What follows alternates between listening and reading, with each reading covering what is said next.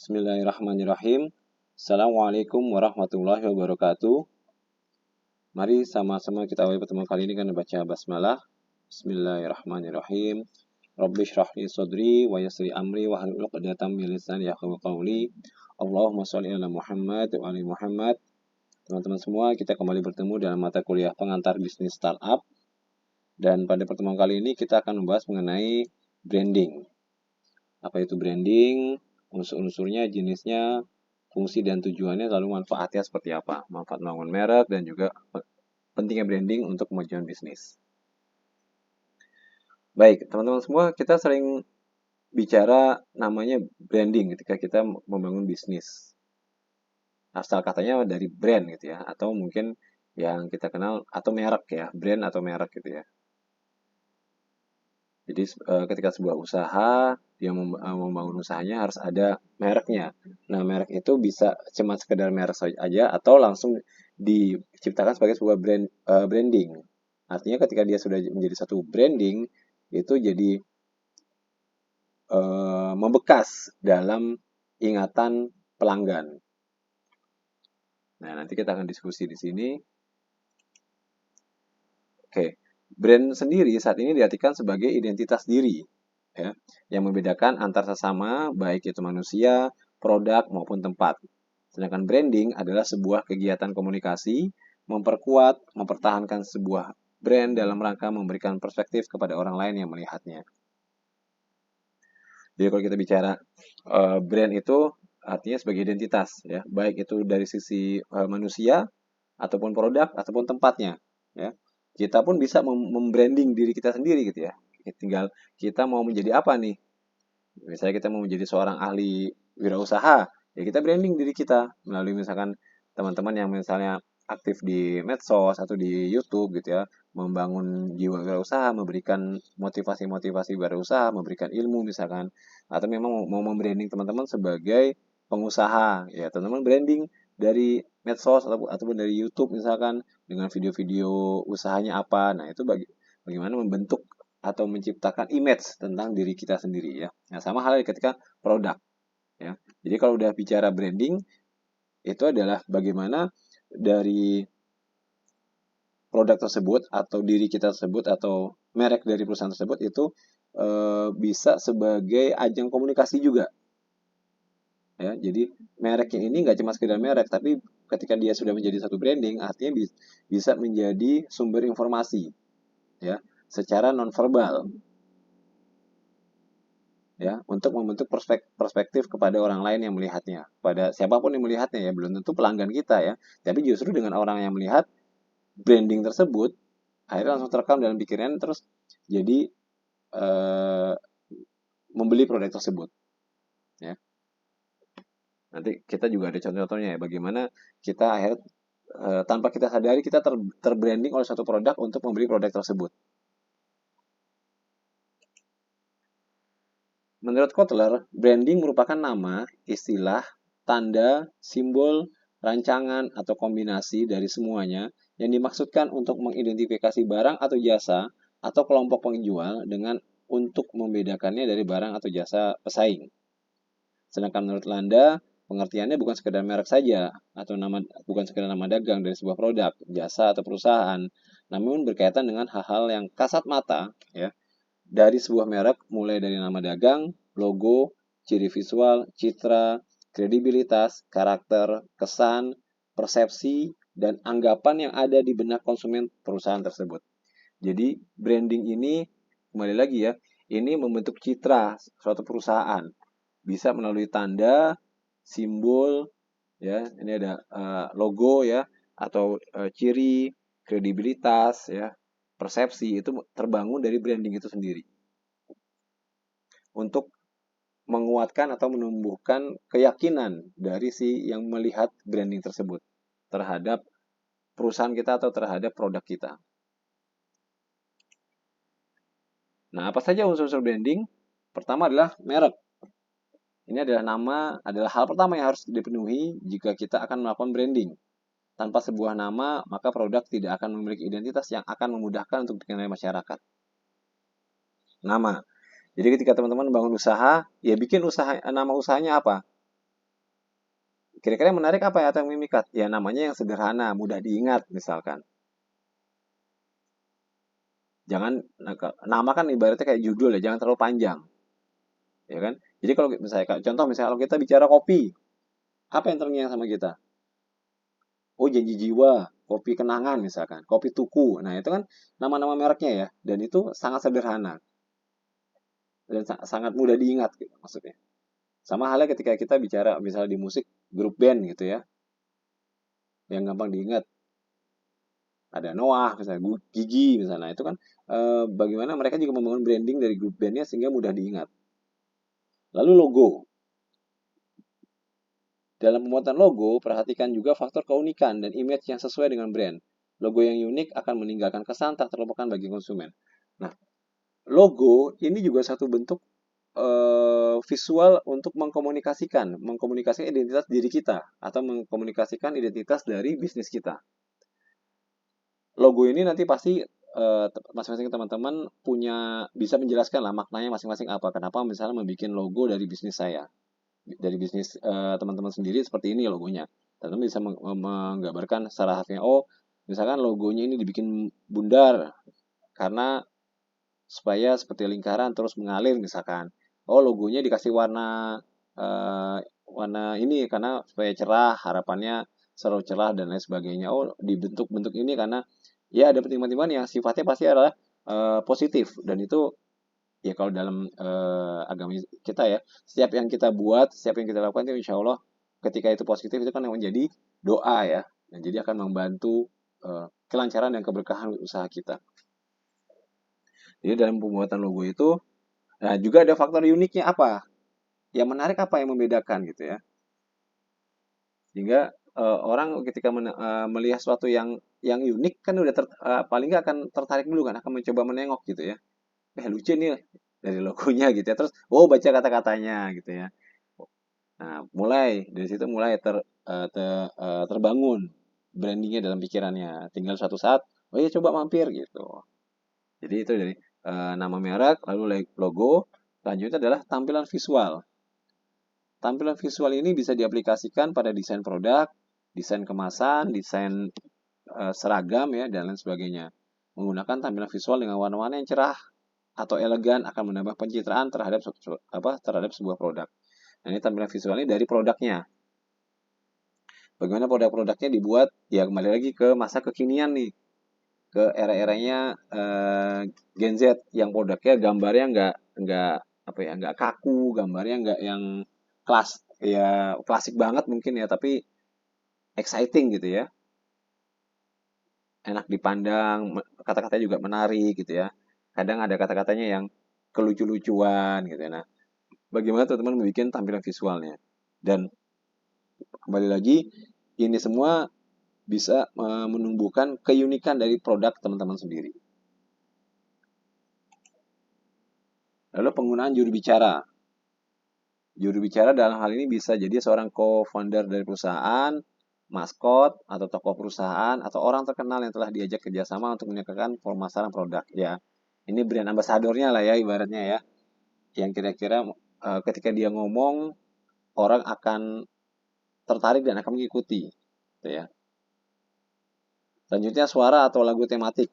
Kehadiran sebuah lagu akan melengkapi unsur visualisasi dan membuatnya lebih indah dan lebih diingat gitu ya. Nah, apalagi dengan backsound gitu ya ditambahkan lagu. Nah, itu sebagai satu ajang juga untuk memperkuat identitas dari usaha kita. Kata-kata ya. Ada slogan, tagline gitu ya, jingle atau akronim gitu ya. Slogan yang cerdas selalu meninggalkan kesan mendalam gitu ya. Dalam proses pembuatan brand, gunakan kata-kata yang memiliki unsur ceria dan positif, mudah diingat dan beda dari brand lain ya. Ada unsur ceria dan positif, mudah diingat dan beda dari brand lain ya. Unsur ceria dan positif balik lagi ini jadi aura dan jadi doa ya, ceria dan positif, mudah diingat sehingga orang akan ada dalam pikirannya yang mudah diingat dan pembeda adalah menjadi ciri khas ya. Ya teman-teman saya lihat kalau misalnya di iklan orang pintar minum tolak angin ya. Itu tagline tuh. Contoh-contoh kata-kata seperti itu. Terus gimana iklan misalkan yang air mineral ya. Lalu misalkan iklan misalnya minuman teh botol, gitu ya, teh botol sosro, ya itu kan ada tagline masing-masing ya. Nah, itu contoh-contoh kata-kata yang akhirnya berbekas dalam pikiran kita, gitu ya.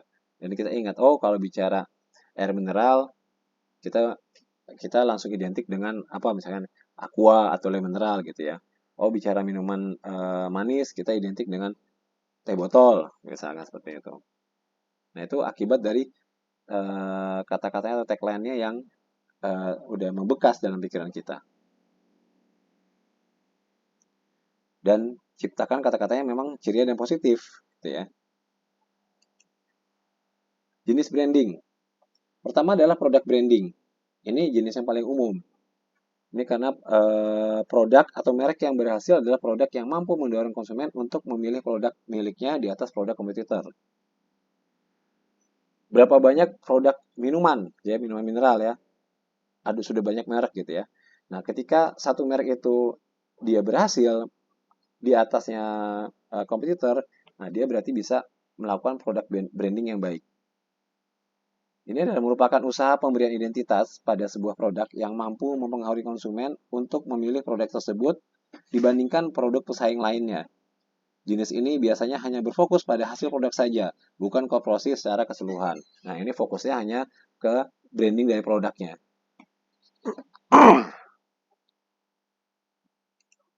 Lalu personal branding. Nah, kalau tadi seperti tadi kayak brand ambassador gitu ya. Ini merupakan strategi pemasaran yang paling populer dengan melibatkan public figure ya, sehingga memiliki pandangan tersendiri di mata masyarakat gitu ya dengan adanya mereka.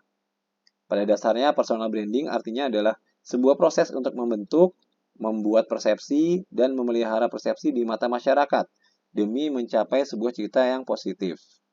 Persepsi yang dibangun dan ditampilkan ini pun bisa bermacam-macam, misalnya keahlian seseorang, kepribadian, prestasi, dan nilai lainnya. Nah, jadi membangun personal branding pun kita perlu lihat juga latar belakangnya gitu ya. Ya intinya adalah membentuk citra positif, tapi kesesuaian lah misalnya, kesesuaian antara misalnya keahliannya atau kepribadiannya seperti apa, atau mungkin ada prestasinya, atau mungkin nilai-nilai lain yang memang dilihat sehingga cocok menjadi personal branding untuk produk kita. Gitu ya. Selanjutnya adalah corporate branding. Nah, semua aspek perusahaan mulai dari produk atau jasa yang ditawarkan sampai kontribusi karyawan di mata masyarakat. Hal ini sangat penting untuk mengembangkan reputasi perusahaan di pasar. Aspek dari sebuah perusahaan yang dimulai dari produk yang ditawarkan hingga kontribusi pegawai perusahaan terhadap masyarakat. Aspek-aspek ini dari jenis ini antara lain logo, visi perusahaan, website, kualitas, iklan, pemasaran, kredibilitas, dan pelayanan. Jadi sih contoh misalkan Ferrari ya. Kita sudah terkenal nih logonya dengan kuda jingkrak, oh itu mobil Ferrari gitu ya. Lalu warna-warna yang identik, yang mencolok ya. Nah, ini contoh corporate branding. Lalu destination branding. Ya, banyak daerah-daerah membangun branding sendiri. Ya, misalkan di sini contohnya Jogja. Jogja istimewa. Lalu kalau misalnya apa? Solo kalau salah ya. Spirit of Java ya. Nah, itu bagaimana destinasi-destinasi itu membangun branding tersendiri. Ini memiliki tujuan untuk mengenalkan produk atau jasa ketika suatu nama lokasi disebutkan seseorang. Jadi saat seseorang menyebut nama kota, misalkan Jogja, maka orang dapat langsung mengingat, oh Jogja ada gudeg atau ada bakpia gitu ya. Nah bakpia nanti macam-macam lagi kan. Ada yang terkenal bakpia patok. Ya, ada yang udah bosan dengan model bakpia patok yang model kukus, ada bakpia tugu. Nah akhirnya brandingnya mulai muncul tuh dari Jogja istimewa itu. Jenis ini menggambarkan identitas suatu kota, daerah, negara, atau wilayah tertentu. Jenis ini biasanya digunakan dalam mempromosikan suatu wilayah untuk kebutuhan pariwisata ataupun bisnis. Indonesia pernah juga membentuk branding seperti ini. Dulu Visit Indonesian Year, ya, dibikin tagline seperti itu, Visit Indonesian Year. Nah itu contoh membangun branding juga untuk wisata. Jadi orang terutama turis asing tidak hanya mengenal Indonesia itu hanya Bali gitu ya, tapi ya kenal Indonesia ada Bali, ada Jogja, ada Surabaya, ada Sumatera gitu ya, yang memang punya punya ke ciri khas masing-masing terkait ke daerah wisatanya. Nah, itu bagaimana membangun destination brandingnya. Nah, apa fungsi branding? Pertama adalah sebagai pembeda, ya, atau sebagai ciri khas tadi kita sudah awal bahas di awal ya. Di mana perusahaan yang memiliki brand kuat ini akan mudah dibedakan dengan kompetitor. Lalu promosi dan daya tarik. Jika Anda memiliki brand yang kuat, maka promosi akan lebih mudah dilakukan. Pelanggan cenderung memilih brand yang kuat dan loyal terhadap brand yang sama. Membangun citra. Ya, keyakinan, jaminan kualitas, dan prestis, beberapa hal ini akan membuat bisnis Anda menjadi mudah diingat. Lalu dengan adanya branding bisa sebagai pengendali pasar. Brand yang kuat dapat mengendalikan pasar karena masyarakat telah mengenalnya. Ya. Jadi ini fungsi branding. Dengan teman-teman buat branding, jelas pertama sebagai penciri khas dari usaha teman-teman. Sebagai pembeda dari usaha yang lain walaupun sama-sama bergerak di bidang yang sama. Tapi ada pembedanya. Ya kayak tadi kalau kita bicara kopi, itu punya brand masing-masing tuh. Ya, ada Janji Jiwa, ada kopi kenangan, ada kopi tuku misalkan. Ya, itu yang udah terkenal. Ada mungkin banyak lagi kopi-kopi yang lain gitu ya. Nah, artinya mungkin sejauh ini yang kita sudah kenal brandingnya ada 3 itu ya. Selain mungkin sebenarnya ada yang sudah mengenal branding juga, cuman mungkin belum begitu familiar di kita. Ini fungsi branding sebagai pembeda. Lalu juga promosi dan daya tarik dengan bentuk-bentuk brandingnya kita punya persepsi masing-masing sehingga kita punya daya tarik masing-masing terhadap suatu produk. Ada yang memang favorit ke tadi misalnya ke kopi kenangan, ada yang favorit ke kopi Janji Jiwa misalkan seperti itu. Lalu juga membangun citra. Efeknya adalah penciri khasnya, oh untuk kopi kenangan ini punya image-nya seperti ini. Kopi Janji Jiwa image-nya seperti ini. Nah, mereka membangun citra masing-masing. Dan bisa sebagai pengendali pasar. Ini fungsi dari branding. Nah, betapa pentingnya branding karena melalui pelaksanaan yang baik, perusahaan dapat memberikan kesan yang baik kepada para penggunanya sehingga membuat para pelanggan terus setia untuk menggunakan produk tersebut. Selain itu, hal ini juga membuka jalan bagi perusahaan untuk dikenal lebih banyak orang, baik itu dari logo maupun dari kampanye pemasaran. Dan melihat manfaatnya, membangun sebuah brand merupakan investasi yang harus dilakukan oleh setiap perusahaan. Ya, kalau kita sedikit mundur, kita pernah belajar di etika bisnis, ya, bagaimana perusahaan itu ingin ketika menjalankan bisnisnya secara jangka panjang dan ingin dikenal dengan baik. Nah, salah satunya adalah dengan pencitraan ini, dengan branding yang positif. Branding positifnya tadi bisa melalui logo, ya, bisa melalui tagline-nya, ya, sehingga menciptakan citra yang positif, perusahaan bisa berjalan dalam jangka panjang dan ini jadi sebuah investasi, ya, bagi perusahaan. Ini branding merupakan salah satu aset yang intangible, yang tidak terlihat, ya, karena nanti efeknya adalah ke dalam diri kita masing-masing, dirinya si customer, ya. Bisa itu bentuknya kepercayaan, loyalitas, atau mungkin dari customer yang loyal ini bisa jadi promosi yang gratis buat orang-orang yang lain gitu. Nah, itu manfaat dari branding. Lalu ada brand equity. Nah, brand equity adalah nilai yang lebih nilai nilai lebih dari yang perusahaan dapatkan akibat brand mudah dikenali dan berkesan daripada merek kompetitor. Jadi dengan mendapatkan brand yang dengan kita mendapatkan brand, kita akan mendapatkan manfaat lain yaitu brand equity, yaitu nilai lebih yang didapatkan perusahaan ketika brand kita sudah mulai dikenal. Nah, brand equity ini bisa memberikan value bagi pelanggan adalah untuk meningkatkan proses penerimaan informasi pelanggan, meningkatkan keyakinan pelanggan dalam keputusan pembelian, dan bagi perusahaan meningkatkan efisiensi dan efektivitas program pemasaran perusahaan. Bisa untuk meningkatkan harga atau margin dan meningkatkan keunggulan bersaing. Jadi dengan brand kita sudah dikenal, nah itu efeknya adalah muncul namanya brand equity ini. Ya, yang manfaatnya bagi pelanggan adalah pelanggan semakin yakin karena terkesan satu brand ini lebih dominan lah menurut si customer gitu ya. Dari sisi kualitasnya lebih menguasai gitu ya, lebih ada balik lagi ada ciri khasnya sendiri dari misalnya produknya. Dari sisi perusahaan Tentunya ada meningkatkan efisiensi dan efektivitas, lalu juga bisa meningkatkan margin dan meningkatkan keunggulan bersaing. Ini manfaat dari adanya brand equity. Nah, ini contohnya brand equity-nya. Air mineral, Aqua, ya. Tagline-nya adalah kebaikan berawal dari sini. Ya. Terpercaya lebih dari 45 tahun. Nah, ini kita udah Aqua nih sudah terkenal gitu. Atau misalkan iklan yang sebelumnya, kalau misalnya kita lagi agak digambarkan, misalnya kita lagi kurang konsentrasi, langsung tagline-nya ada Aqua gitu ya. Nah, itu contoh bagaimana brand dibangun dengan kata-kata tadi, ya, dengan tagline tadi gitu ya. Minuman manis. Nah, apapun makanannya, minumnya teh botol sosro. Nah, itu udah terbentuk tuh dalam image kita. Kalau bicara minuman manis kan banyak ya. Ada teh botol, ada teh kotak, ada apa misalnya green tea gitu ya. Tapi ketika kita bicara teh botol langsung apapun makanannya minumnya teh botol sosro atau sebaliknya. Kalau kita ngomongin apapun makanannya, kita oh ini tagline-nya teh botol sosro. Nah, itu terbentuk brand equity itu gitu kan. Orang lebih yakin. Jadi kadang kita nggak makan pun kita haus, ya kan? Butuh yang manis-manis, kita nyarinya teh botol gitu ya.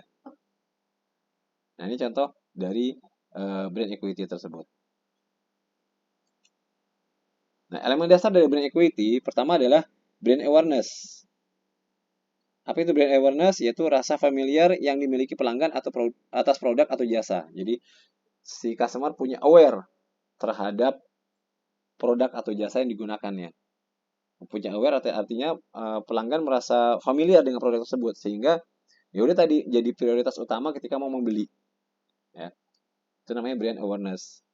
Lalu brand association, adanya koneksi antara merek dengan konsep sehingga mudah diingat, ya. Koneksi antara merek dengan konsepnya sehingga mudah diingat. Lalu perceived quality, bagaimana persepsi customer atas kualitas dari suatu produk. Lalu brand loyalty, kesetiaan pelanggan dalam memilih brand yang sama. Dan terakhir adalah priority brand asset, hak paten, partnership, dan trademark lain yang brand miliki. Oke, brand awareness membuat customer familiar akan suatu produk atau jasa sehingga mudah mengingatnya. Singkatnya ini adalah masa pendekatan awal customer, ya, membangun brand awareness ini bisa dengan cara free trial, influencer marketing, dan strategi lainnya. Ya, banyak caranya ya. Bisa produk baru ngasih gratis dulu nih, promo ya. Ngasih promo gratis ya. Atau ada ya, influencer melalui medsos gitu ya. Itu bentuk-bentuk brand awareness. Setelah mulai tahap brand awareness atau tahap PDKT ini ya, yang kedua adalah brand association. Saat membahas, misalnya di sini saat membahas air mineral, brand apa yang pertama kali muncul dalam benak kita? Arahnya kemungkinan besar lari ke Aqua, ya kan? Kenapa? Brand ini tidak sulit gitu ya. Brand kata Aqua tuh nggak sulit, ya. Dan ini terjemahan dari air. Nah, inilah yang dinamakan brand association. Ketika brand dengan konsep bersinergi sehingga mudah nyantol di ingatan, ya. Aqua itu kan definisinya air gitu ya. Jadi kalau misalnya kita mau air, oh udah Aqua gitu ya. Kadang kalau kita mau beli minum air yang air mineral gitu ya, kita mintanya nggak bukan air mineral kan, ada Aqua nggak gitu ya. Padahal maksud kita adalah air mineral biasa. Tinggal nanti mungkin, oh ternyata adanya bukan Aqua merek lain gitu ya. Tapi kita yang sebutnya adalah Aqua itu identik dengan air mineral itu. Nah itu bentuk dari brand association. Lalu perceived quality. Ini erat kaitannya dengan kesan pelanggan terhadap produk atau layanan.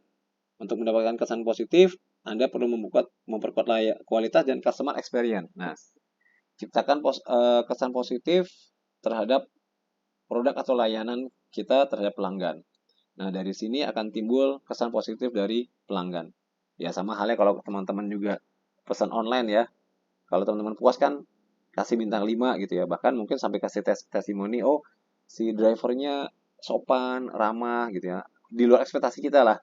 Yang cuma sekedar ngantar doang, tapi mungkin ternyata ada bahasa lain yang menurut kita klik gitu. Kena, ini banget ya. Helpful banget misalkan dari bahasanya. Nah, itu perceived quality.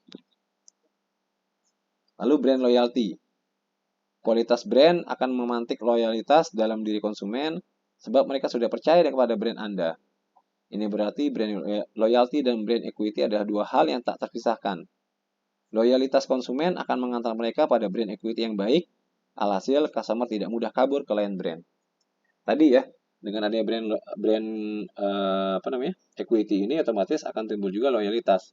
Kayak tadi kita nyebut, mau jarang kita bilang ada air mineral nggak? Kita nyebutnya ada aqua nggak gitu ya. Padahal ada merek lain ya. Ada Fit misalkan, ada apa sekarang, ada Le Mineral gitu ya. Ada Nestle misalkan, nah gitu ya. Kita nyebut mereknya. Padahal sebenarnya itu kita juga harusnya air mineral, tapi kita nyebutnya malah merek. Nah itu bentuk loyalitas kita. Oke, terakhir adalah proprietary brand asset. Nah, di sini kita ambil contoh Nokia.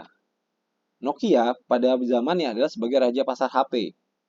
Ternyata bisa tumbang, digilas oleh kompetitor karena Nokia menolak Android dan ngotot mempertahankan Windows. Padahal, user behavior pengguna berubah seiring waktu sehingga fleksibilitas brand dalam berkembang dibutuhkan. Artinya apa? Memperluas brand aset sehingga penting dalam mempertahankan brand equity. Caranya dengan memiliki hak paten, menjalin partnership, serta inovasi. Ya, jangan lupa inovasi, layaknya inovasi. Ketika kita sudah merasa besar, kita sudah merasa di zona nyaman, kita tidak mau belajar lagi, kita tidak mengembangkan inovasi, kita terlena, akhirnya kita tergerus oleh keadaan. Kita dikalahkan oleh zaman. Kita lupa kompetitor kita mulai berdiri, mereka lebih bisa beradaptasi, mereka lebih bisa lebih bisa agile ya terhadap faktor lingkungan sehingga mereka lebih bisa diterima oleh masyarakat. Sedangkan kita yang sudah besar duluan, tapi kita sudah merasa di zona nyaman, kita lupa, kita tidak melakukan improvement apa-apa, bahkan kita tidak melakukan inovasi apa-apa atau perubahan apa-apa, akhirnya pada saat itu kita akan ditinggal. Dan akhirnya akan malah bangkrut perusahaannya. Oke, ini property brand asset. Jadi, ciptakan juga dari sisi hukumnya, bagaimana hak patennya, bagaimana menjalin partnership, tapi tetap juga lahirkan inovasi-inovasi. Gitu ya. Nah, bagaimana membangun brand equity? Pertama, buat produk yang kuat. Kuat artinya image-nya ya. Dia harus memiliki persona, yaitu representasi target pelanggan yang diincar, mencakup demografis, perilaku, dan lain-lain. Brand story, kisah mengenai sebuah brand, sejarahnya, tujuan, value, dan banyak lagi. Persona dan brand story yang kuat dan sesuai target pasar akan mengakrabkan konsumen dengan brand tersebut. Contohnya adalah Apple. Kita bisa ambil contoh dari Apple. Ya. Bagaimana bisa membuat produk yang kuat? Ya dia bangun dari personanya, dia bangun persona dan dia ciptakan brand story-nya. Dan ini bersinergi sehingga konsumen mulai familiar dan ini membentuk suatu brand yang kuat atau membentuk produk yang kuat punya pasarnya sendiri. Apple ini. Apple fokus pada niche marketnya, yaitu komputer dan gadget. Ya, lain dengan Samsung yang menyasar elektronik rumah tangga. Kalau Samsung kan banyak ya, awalnya dari elektronik rumah tangga, baru berkembang ke handphone gitu ya. Sedangkan Apple ini merancang produknya agar sesuai dengan kebutuhan orang-orang berusia relatif matang, antara 25 hingga 44 tahun, dan kalangan profesional. Rata-rata, orang-orang di rentang usia tersebut sudah mulai mapan, sehingga tak keberatan membeli produk dengan harga premium. Nah, harga tersebut pun sesuai dengan fasilitas elegan yang Apple janjikan. Nah, jadi Apple benar-benar menjaga kualitas dari produknya sehingga dia tidak takut kehilangan konsumen walaupun dengan harganya di level premium ini. Karena dia asumsi dia adalah dia memang menggait pasar di relatif matang antara 25 hingga 44 tahun. Dengan perhitungan di usia matang tersebut relatif masalah harga mereka tidak memikirkan. Maka Apple tetap menjaga harganya di harga premium, tapi juga dengan kualitas yang tetap terjaga juga gitu ya. Ini fokus dengan niche marketnya. 2. Uji coba produk ke target pasar. Cara mengetahui jawabannya yaitu dengan melakukan produk testing. Hal yang wajib Anda lakukan sebelum menunjukkan produk Apple membuka pintu kepada publik untuk menjajah software versi beta. Caranya dengan bergabung ke Apple Seed. Dengan melakukan uji coba, Anda akan mendapat banyak kritik saran untuk mengevaluasi produk. Pastinya perbaikan ini mampu mengantisipasi bad customer experience serta kegagalan produk. Nah, penting adanya uji coba produk, ya, untuk mengetahui tadi sejauh mana kepuasan pelanggan, untuk mengetahui sejauh mana adanya masukan-masukan dari pelanggan ataupun sejauh mana adanya kekurangan dari produk tersebut. Ya, sehingga kemarin kalaupun di IJAL kita belajar, ya ketika sudah kita luncurkan jangan juga nunggu sempurna, kelamaan. Tapi paralel sambil berjalan sedikit-sedikit ada MVP kemarin, minimum valuable product, ya. Kita ada masukan-masukan itu bisa kita update di generasi berikutnya gitu ya, di versi berikutnya. Lalu melakukan strategi marketing yang efektif. Community marketing yaitu strategi marketing di mana perusahaan terlibat aktif dengan komunitasnya. Menghindari perang harga, ya ini udah nggak sehat nih kalau saling harganya makin turun ya malah perang harga gini ya. Membuat website yang simpel dan membuat copywriting yang memikat. Nah, ini community marketing yang dibangun oleh Apple. Forum ini akan mendekatkan brand dengan customer. Apple sendiri memanfaatkan komunitas sebagai ruang diskusi antar customer. Anggota bisa saling melempar topik, pertanyaan, dan insight mengenai seluruh produk Apple ataupun perkembangan teknologi melalui community marketing yang dibangun oleh Apple. Lalu menghindari perang harga. Apple tidak pernah menjatuhkan harga produknya demi memenangkan perang antar kompetitor. Apple lebih fokus mempertahankan nilai premiumnya, mempertahankan kualitasnya, serta mempertahankan fitur dan manfaat produknya. Efeknya bagi customer, kebutuhan mereka tetap terjawab, sehingga ada rasa bangga karena bisa memiliki produk Apple. Nah, ini yang menghindari perang harga. Ya, dengan harga yang premium, Apple juga menjaga kualitasnya, menjaga fitur dan manfaatnya, sehingga akan menimbul prestis bagi orang yang menggunakan Apple, gitu ya. Membuat copywriting yang memikat. Ini contohnya ya, iPad mini. Small in size, big on capability. Dengan bahasa yang sederhana, kita bisa nangkep, oh ini punya maknanya luas nih. Ukuran. Jadi kan kalau kita terjemahkan ukurannya kecil, tapi kapabilitasnya besar gitu ya. Nah itu kan persepsinya luas gitu kan. Dengan barang sekecil ini ibaratnya ya, tapi bisa menampung kapabilitas yang cukup besar gitu ya. Copywriting Apple cukup hemat, tetapi tetap memikat. Nah, hemat dan memikat. Seluruh fitur diringkas ke dalam beberapa patah kata yang menarik. Dalam sekali baca, calon customer pun bisa mengetahui manfaat produk tersebut. Nah, itu contoh bagaimana copywriting yang hemat dan bisa memikat, gitu ya. Baik, demikian materi untuk hari ini. Semoga bermanfaat buat kita semuanya, bisa menjadi amal jariah buat kita dengan kita amalkan baik untuk kita pribadi maupun untuk lingkungan sekitar kita. Jika ada pertanyaan, silakan teman-teman diskusi melalui grup WhatsApp dan jangan lupa setelah ini absen melalui Google Form yang saya kirimkan. Mohon maaf jika ada kekurangan ataupun kesalahan dalam pemberian materi ini, kesempurnaannya milik Allah Subhanahu wa taala. Mari kita selalu saling mendoakan agar kita selalu diberi kesehatan, keberkahan, kemudahan, dan kelancaran dalam setiap aktivitas kita. Kita akhiri sama-sama dengan baca hamdalah. Alhamdulillahirabbil alamin. Barakallahu fiik. Bila hidayah wal taufik. Ihdinas siratal mustaqim. Assalamualaikum warahmatullahi wabarakatuh.